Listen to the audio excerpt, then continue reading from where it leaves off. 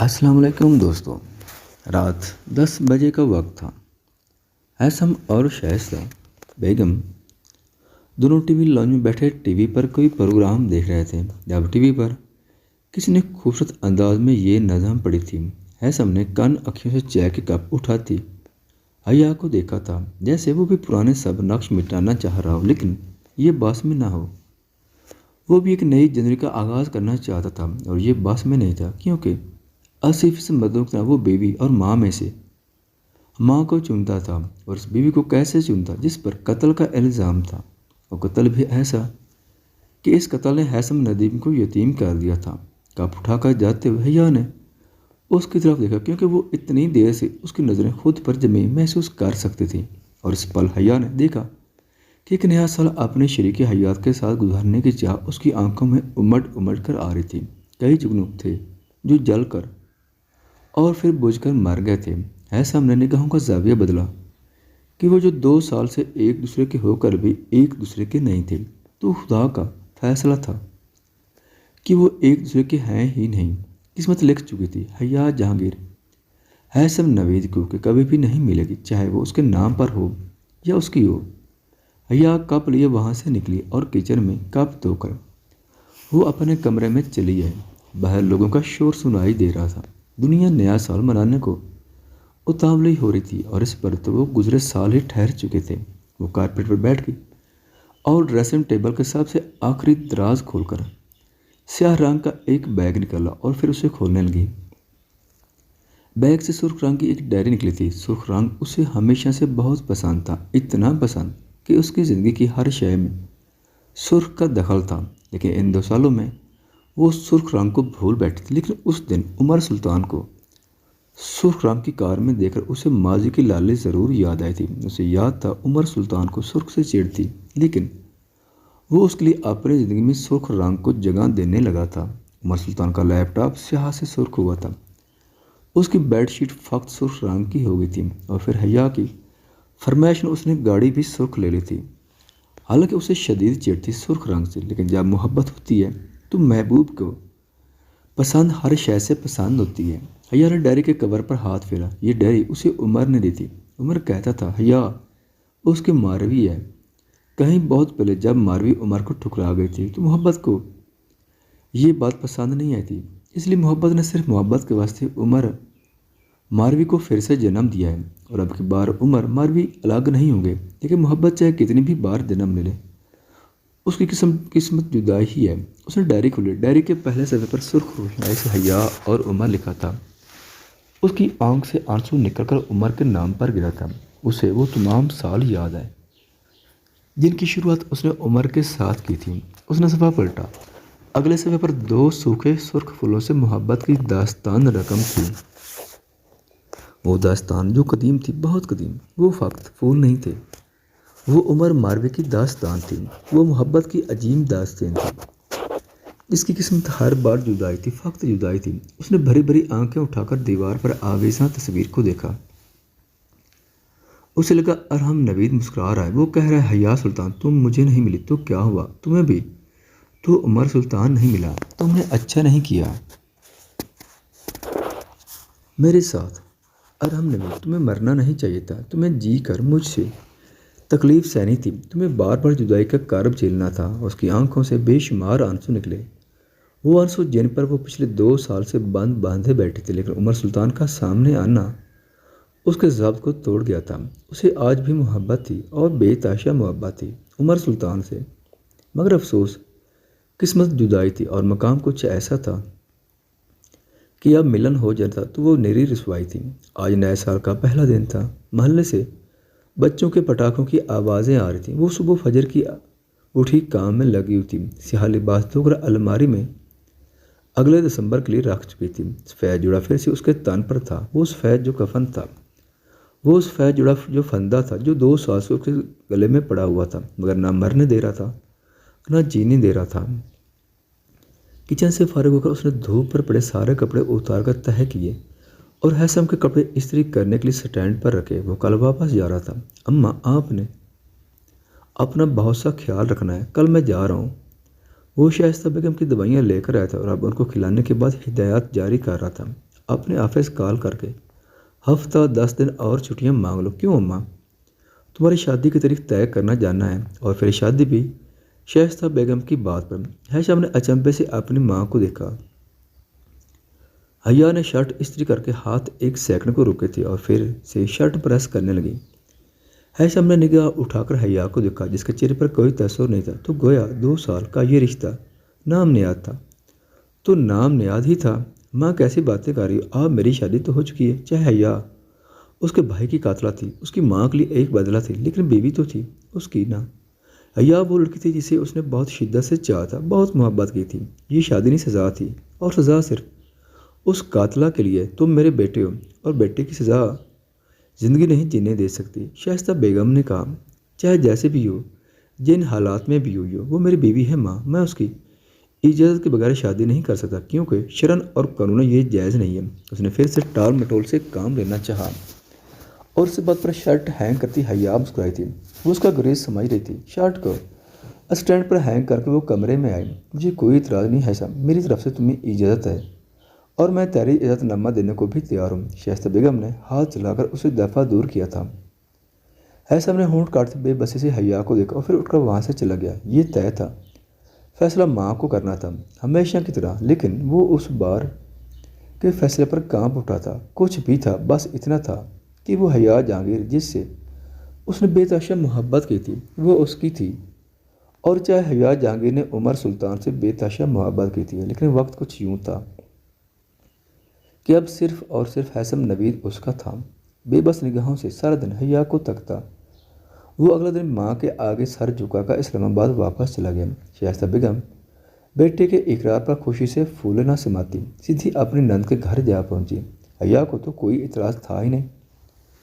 وہ دیا کو جانتی تھی، اور ایسا تھا کہ جب وہ پاکستان آئی تھی تو شائستہ پھوپھو کے گھر میں یہ چھوٹی شرمائی اور چلجھائی سی لڑکی اسے بہت پسند آئی تھی۔ اور گزرتے وقت کے ساتھ حیا نے اس کی آنکھوں میں امڑتے محبت کے 1000 رنگ بھی دیکھے، اور ہیثم نوید کی بیزاری بھی دیکھی۔ لیکن اب جب پھوپھو نے کہا تو حیا کو لگا کسی کو تو محبت ملنی چاہیے۔ اب سب خالی ہاتھ رہ جائیں گے تو محبت پڑھائے گا کون؟ شائستہ بیگم رشتہ طے کر آئی تھی، اور اب پورے محلے میں مٹھائی بانٹنے کے بعد ریسیور کان سے لگائے کسی سہیلی کے ساتھ جلے دل کے پھپھولے پھوڑ رہی تھی۔ ہاں ٹھیک کہہ رہی ہو تم سلمیٰ، بس میں چاہتی ہوں میرا بیٹا خوش رہے اور منحوس لوگوں سے دور ہو رہے۔ منحوس کلم ہوئی، میرا ایک بیٹا تو کھا گئی، دوسرا بھی ہڑپنے کے چکر میں ہے، لیکن میں ایسا نہیں ہونے دوں۔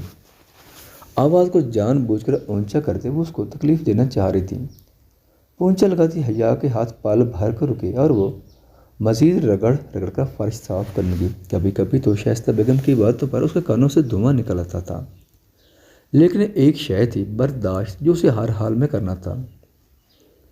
ہاں اتنی سونی ہے میری دیا بیٹی، اور اوپر سے کم عمر بھی ہے، میرے بیٹے کے ساتھ اچھی لگتی ہے۔ ان کا نشانہ اب حیا کی عمر تھی، جو بہت زیادہ تو نہیں تھی، لیکن ہیثم سے تو زیادہ ہی تھی۔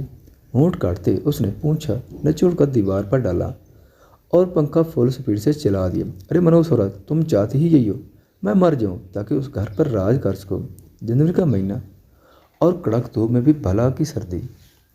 شائستہ بیگم کی بوڑھی ہڈیاں کانپ اٹھی تھیں۔ حیا زیر لب مسکرائی تھی، مگر بولی کچھ نہیں، اور نہ ہی پنکھا بند کیا۔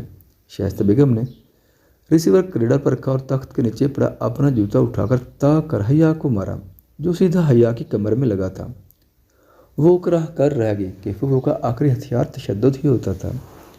حیا نے آگے بڑھ کر پنکھا بند کیا اور اپنے کمرے کی طرف جانے لگی۔ جب شائستہ بیگم نے اسے پکارا، اے لڑکی کہاں جا رہی ہے؟ وہ جو کچن میں برتنوں کا ٹوکرا پڑا ہے وہ کون دھوئے گا؟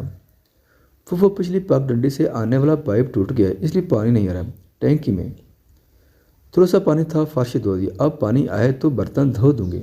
حیا نے تفصیل سے بتایا، اور جانتی تھی اب آگے سے شائستہ بیگم کا جواب کیا ہوگا، اور حسب معمول انہوں نے کہا، تو کیا ان ہٹے کٹے ہاتھوں سے میری قبر کھودو گی؟ جاؤ اوپر کھیتوں میں جو چشمہ ہے وہاں سے پانی لاؤ اور برتن دھو دو۔ یا ہونٹ کاٹتے سارا اس بات میں ہلا کر رہ گئی، اور کرتی بھی تو کیا کرتی؟ یہاں سے بھاگنے کو دل کرتا تھا، لیکن بھاگتی تو کہاں جاتی کہاں؟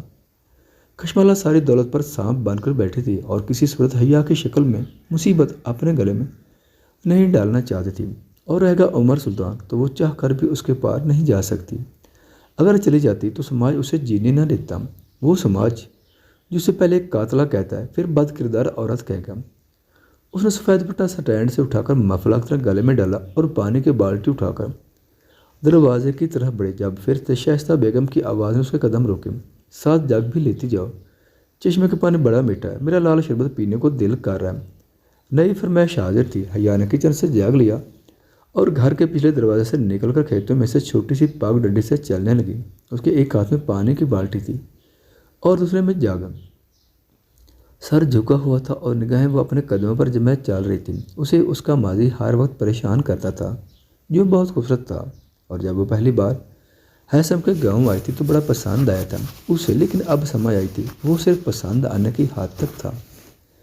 اگر اس جیسے شہروں کی باسی یہاں رہے تو بڑا برا ہے یہ گاؤں، لیکن پھر بھی وہ 2 سال سے یہاں رہ رہی تھی تو بس وہ بہت بے بس تھی۔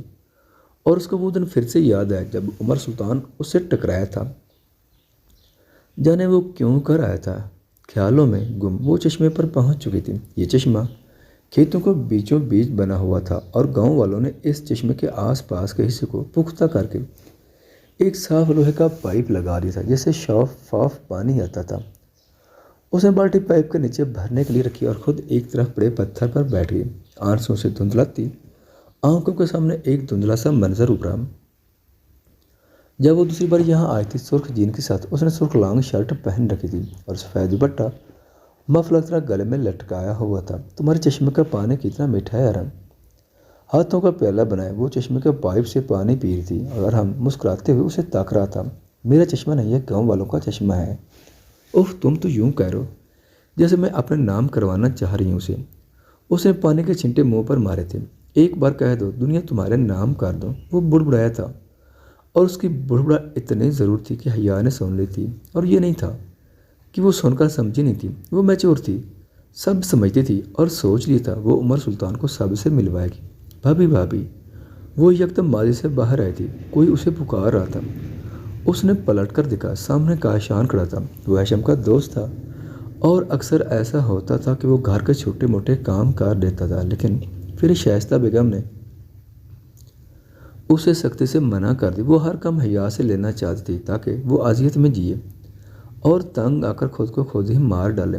آپ جائیں، پانی میں گھر لے آؤں گا، کاشان نے اپنی خدمات پیش کی تھی۔ نہیں، میں خود لے جاؤں گی، ورنہ وہ پھر سے تمہیں ڈانٹے گی۔ اس نے اٹھ کر ایک ہاتھ سے بھری ہوئی بالٹی کا ہینڈل پکڑا اور دوسرے سے جاگ اٹھایا۔ میں صرف دروازے تک لے جاؤں گا، اندر آپ لے جائیے گا، آنٹی جی کو پتہ ہی نہ چلے گا۔ وہ اسے بالٹی اور جگ لے کر آگے بڑھ گیا اور وہ آہستہ آہستہ اس کے پیچھے آنے لگی۔ گھر کے پاس پہنچ کر کاشان نے بالٹی اور جگ اسے پکڑایا، جسے لے کر وہ اندر چلی گئی، اور کاشان نے جیب سے موبائل نکل کر ہیثم کا نمبر ڈائل کیا۔ دوسری بیل پر کال پک کر لے گی تو وہ فوراً بولا، اس سے بہتر نہیں تھا تم انہیں جیل میں ہی رہنے دیتے، جو قید وہ یہاں کاٹ رہی ہے وہ وہیں بھی کاٹتی، کم از کم اپنوں سے دکھ تو نہ ملتی انہیں۔ کیا ہوا ہے؟ دوسری طرف وہ اپنے آفس میں بیٹھا تھا۔ یار محبت کرتا ہے تو ان سے تو پھر اتنی تکلیف میں کیوں رکھا ہوا ہے انہیں؟ خود سے پانی نہ پینے والی لڑکی آج اونچی پتھریلی پاک ڈنڈیوں سے دور چشموں سے پانی بھر رہی ہے، تو کبھی بجلی کی لائن میں لگی بیل بھر رہی ہے، تو کبھی سامان کے شاپر بھر بھر کر لا رہی ہے۔ کیا ہے تو، اور کیا کر رہا ہے تو ان کے ساتھ؟ کاشان پھٹ پڑا تھا۔ میں کیا کروں یار، محبت اپنی جگہ، لیکن میرے بھائی کی قاتلہ ہے وہ، اور اگر میں تھوڑا مردن رکھ بھی لوں تو ماں کے سامنے بے بس ہوں میں۔ اس نے اپنی آنکھیں رگڑ تھیں۔ کل سے وہ دیا کا اسٹیٹس بار بار دیکھ رہا تھا جس میں بات پکی لکھا ہوا تھا، اور یہ بات اسے اندر سے جلا رہی تھی۔ تم بے بس نہیں ہو، تم سمجھا سکتے ہو آنٹی جی کو، اور سمجھاؤ انہیں حیا جہانگیر کے مر کے جینے اور پھر مر جانے سے ہیثم نوید واپس نہیں آئے گا۔ حیا جہانگیر مر گئی تو دیکھنا تم محسوس کرو گے ارم نوید ایک بار پھر مر گیا ہے۔ تو بتا میں کیا کروں؟ وہ شدید بے بس تھا۔ یاد پوری طرح سے اپنا یا پوری طرح سے چھوڑ دے، خود بھی جیا اور انہیں بھی جینے دے۔ ارم نوید نے محبت کو نہیں جیا تو وہ جو ارم نوید کی محبت تھی اسے اس کی محبت جی لینے دے، اسے عمر سلطان کے پاس جانے دے۔ کاشان کے الفاظ اس کو دل چیر گئے تھے کہ بھلا وہ ایسا کیسے کرتا، کیسے اپنی حیا کو کسی کو سونپ دیتا۔ اس نے موبائل ٹیبل پر رکھا، کال چل تھی اور دوسری طرف سے کاشان ہیلو ہیلو کرتا رہ گیا، لیکن وہ تو کچھ سن ہی نہیں پا رہا تھا کیونکہ اس کا دماغ سن ہو چکا تھا۔ کاشان ٹھیک کہتا تھا، وہ اس سے محبت نہیں کرے گی، کبھی نہیں، کیونکہ وہ عمر سلطان کو نہیں بلائے گی، کبھی نہیں۔ وہ اسے کل کی طرح آج بھی بچہ سمجھتی تھی، وہ اس سے چھوٹا تھا، وہ اس کی دوست تھی، اس پر دونت جماتی تھی اور بچوں کی طرح لاڈ اٹھاتی تھی، کیونکہ وہ اس سے چھوٹا تھا۔ اور عمروں کا فرق دلوں میں بڑا فرق ڈال دیتا ہے، وہ ایک بچے سے محبت نہیں کر سکتی۔ اور یہ بھی سچ تھا، وہ محبت کی سلطنت ہیثم نوید کی تھی، لیکن اس سلطنت کی ملکہ اس کی نہیں تھی۔ عشق اس کے لیے بنا تھا، مگر حیا جہانگیر اس کے لیے نہیں بنی تھی۔